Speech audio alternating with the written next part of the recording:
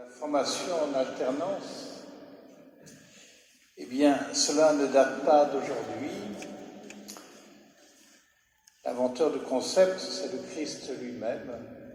Je ne sais pas s'il avait déposé un brevet, mais voilà, on voit dans l'Évangile comment il a rassemblé autour de lui les disciples, et donc pour les enseigner. Alors pendant 3 ans, où il va enseigner, je dirais, à tout vent, à ses disciples, ceux qui se veulent bien, au moins pour un temps donné, l'écouter, les auditeurs libres en quelque sorte, mais il impose un cursus suivi et qualifiant aux 12 qu'il a choisis pour leur conférer le titre d'apôtre, c'est-à-dire d'être ses envoyés officiels avec l'autorité qui en découle pour parler en son nom et même faire des miracles en son nom. Et lorsqu'il sera ressuscité, qu'il retourne auprès de son Père, il va ainsi les envoyer, au bout de leur cycle de formation, annoncer l'Évangile dans le monde entier. Au moment donc où il retourne vers son Père, avec cependant la promesse de continuer de les accompagner. C'est la finale en particulier de l'Évangile de saint Matthieu. Jésus, donc, qui a donné rendez-vous à ces 12, ils ne sont plus que 11 apôtres, et ces dernières paroles: tout pouvoir m'a été donné au ciel et sur la terre. Allez, de toutes les nations, faites des disciples. Baptisez-les au nom du Père et du Fils et du Saint-Esprit. Apprenez-leur à observer tout ce que je vous ai commandé. Et moi, je suis avec vous tous les jours jusqu'à la fin du monde.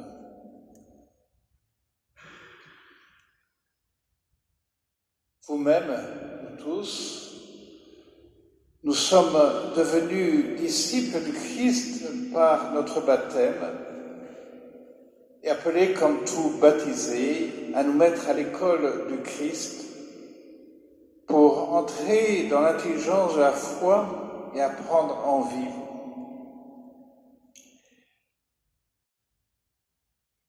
Je pense que vous n'avez pas attendu d'être étudiant pour commencer à suivre l'enseignement de notre Maître et Seigneur.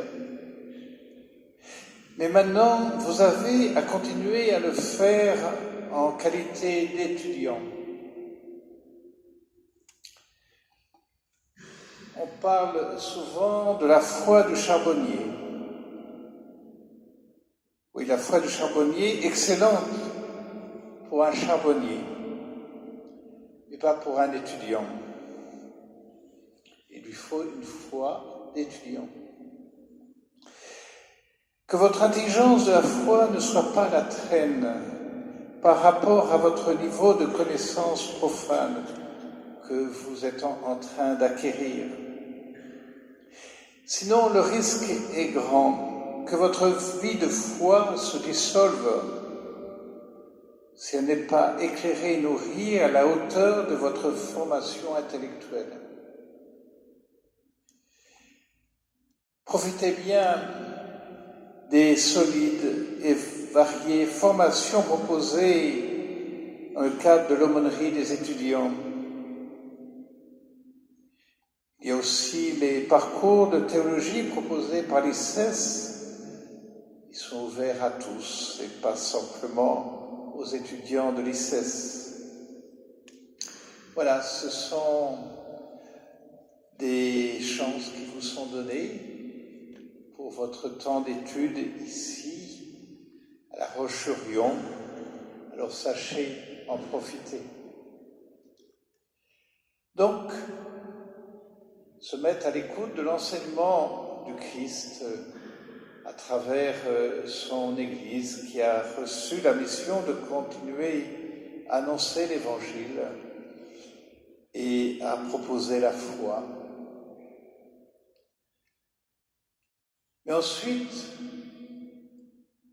aussi, s'exercer à annoncer l'Évangile. Une foi qui n'agit pas, qui ne se manifeste pas, qui ne rayonne pas auprès des autres, et une foi en train de s'étioler. Et là encore, l'aumônerie des étudiants propose des activités diverses au service des autres, qui sont comme des stages pratiques, formation en alternance. La charité, le souci des autres, est en effet la pierre de touche de l'authenticité de notre foi. Mais parmi la diversité des stages pratiques pour faire grandir votre vie de foi et la mettre en pratique, et dans la ligne de l'Évangile d'aujourd'hui, n'oublions pas l'annonce de l'Évangile qui demeure la première des charités, comme l'affirme saint Jean-Paul II.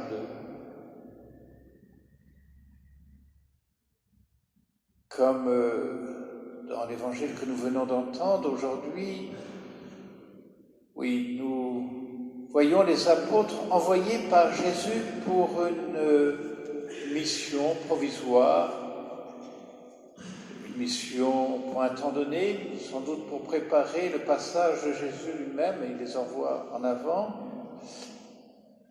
Eh bien, de la même manière, en ce temps privilégié de votre vie étudiante, vous êtes envoyés en stage par Jésus pour apprendre, vous exercer à proclamer que le règne de Dieu est tout proche, auprès de vos camarades d'études, ici maintenant, aussi auprès d'autres populations, en particulier les plus pauvres. La bonne nouvelle est annoncée aux pauvres. Alors, suivons les conseils de Jésus pour cela, tels que nous venons de les entendre. Apprenons à voyager léger. Je m'explique. Jésus donne à ses apôtres, aux 12, ses consignes de stage. Ne prenez rien pour la route, ni bâton, ni sac, ni pain, ni argent. N'ayez pas chacun une tunique de rechange. Alors je ne dis pas qu'il ne faut pas suivre cela à la lettre, mais j'essaie de traduire pour vous aujourd'hui. Je crois que Jésus nous dit, ne vous encombrez pas trop de préalables et d'expertise technique de communication avant de vous lancer dans l'évangélisation, de témoigner de votre foi. Allez-y avec la fraîcheur et l'ardeur de votre jeunesse.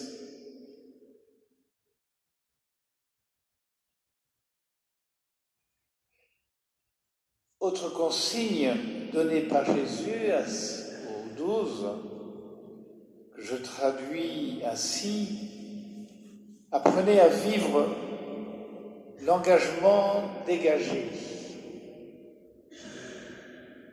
dans la dépossession, autrement dit.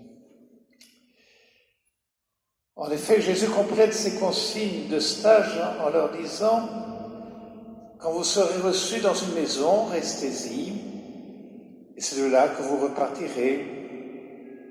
Et si les gens ne vous accueillent pas, sortez de la ville et secouez la poussière de vos pieds. Ce sera un témoignage contre eux. Donc là encore, je traduis. Allez-y franchement dans votre engagement à annoncer l'Évangile. Mais ne vous souciez pas trop des fruits de votre engagement. Le rythme de Dieu est infiniment plus ample que le nôtre. Et Dieu est patient, plus que nous. Et surtout, en définitive, ce n'est pas nous qui convertissons. Si le Christ nous invite à reproduire, je dirais, le geste auguste du semeur, ce n'est pas nous qui avons le pouvoir de faire germer et fructifier la semence de la parole de vie dans le cœur des gens. Rappelez-vous la parabole de la semence de la parole de Dieu semée en différents terrains. Cependant, le Christ a voulu nous associer à la mission qu'il a reçue de son Père et nous envoie témoigner de la joie de l'Évangile, à la fois par le rayonnement de notre style de vie évangélique et par l'annonce explicite de ce qui fonde ce style de vie, notre relation au Christ vivant et notre bonheur de disciples à le suivre. C'est ainsi que nous sommes des témoins de l'Évangile, que nous annonçons l'Évangile par notre vie et par notre parole. La joie de l'Évangile, vous avez sans doute reconnu le titre de la première exhortation apostolique de notre bon pape François. Et pour conclure, je tirerai de cette exhortation une citation un peu longue, mais qui me paraît bien traduire la leçon de la page d'Évangile de ce jour à travers l'heureuse expression du pape pour qualifier la vie des chrétiens, disciples missionnaires. Donc je cite notre pape: tout chrétien est missionnaire dans la mesure où il a rencontré l'amour de Dieu en Jésus-Christ. Nous ne disons plus que nous sommes disciples et missionnaires, mais toujours que nous sommes disciples missionnaires, en un seul mot, en quelque sorte. Si nous n'en sommes pas convaincus, regardons les premiers disciples qui, immédiatement, après avoir reconnu le regard de Jésus, allèrent proclamer plein de joie: nous avons trouvé le Messie. La Samaritaine, à peine eut-elle fini son dialogue avec Jésus, devint missionnaire, et beaucoup de Samaritains crurent en Jésus à cause de la parole de la femme. Saint Paul aussi, à partir de sa rencontre avec Jésus-Christ, aussitôt se mit à prêcher Jésus. Et nous, qu'attendons-nous? Nous demande le pape. Il continue: assurément, nous sommes tous appelés à grandir comme évangélisateurs. Employons-nous à une meilleure formation, à un approfondissement de notre amour et à un témoignage plus clair de l'Évangile. Dans tous les cas, nous sommes tous appelés à offrir aux autres le témoignage explicite de l'amour salvifique du Seigneur, qui, bien au-delà de nos imperfections, nous donne sa proximité, sa parole, sa force et donne sens à notre vie. Et il conclut: ton cœur sait que la vie n'est pas la même sans lui. Alors ce que tu as découvert, ce qui t'aide à vivre et te donne une espérance. C'est cela que tu dois communiquer aux autres.